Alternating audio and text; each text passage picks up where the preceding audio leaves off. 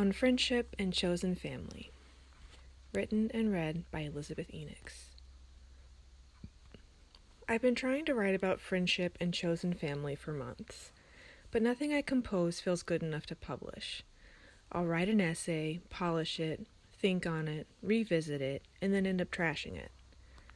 I want to write honestly about how I've been feeling, and I also don't want to upset any friends who may read what I write. I want to express the emotions that accompany being mistaken about your friendships, and I also don't want to sound too bitter, too petty, too pitiful. It's a damn near impossible tightrope to walk, but I'm giving it a try.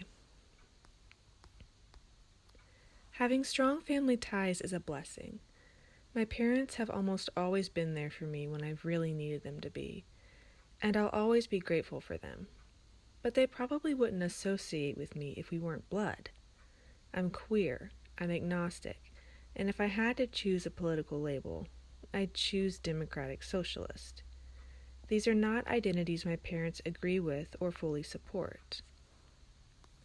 My sister is the best friend I could ever ask for, and my brother is a great friend as well. I have some wonderful cousins also. But having a strong, connected friend group means having a chosen family that consistently chooses you even though you're not bound by blood or marriage. I have coworkers and former coworkers that I adore, and we occasionally spend time together outside of work. I have acquaintances I enjoy catching up with when we find ourselves at the same stores or events.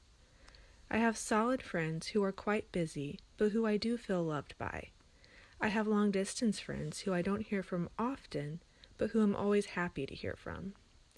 I have friends I'll always love that I've nevertheless needed to separate from. I have friends who've separated from me. I have friends I used to think of as chosen family, but I'm not sure how to feel about them now. Of the metaphorical rug pulls I've experienced as an adult, realizing I may not actually have a chosen family is a relatively minor one. I know this, but it's still difficult to come to terms with, and I think I've figured out why.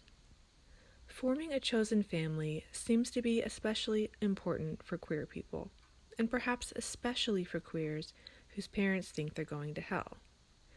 There's a part of my little bisexual soul that longs for a family in which every member loves me for who I am, not in spite of who I am. It's also true that as a single, child-free person, finding family where others might only find friends feels like a smart move for my long-term safety and overall well-being. These are not ridiculous thoughts, and I'm certainly not the first single, queer, child-free person to have them.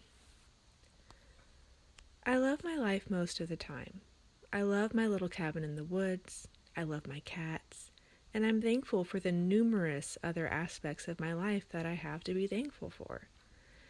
The past year alone has given me so many good days and personal triumphs. But it's also been a year filled with grief, and one of the things I've been grieving is the chosen family I'm no longer certain I ever truly had.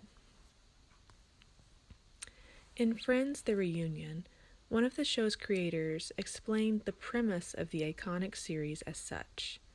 The one-sentence pitch is, it's about that time in your life when your friends are your family.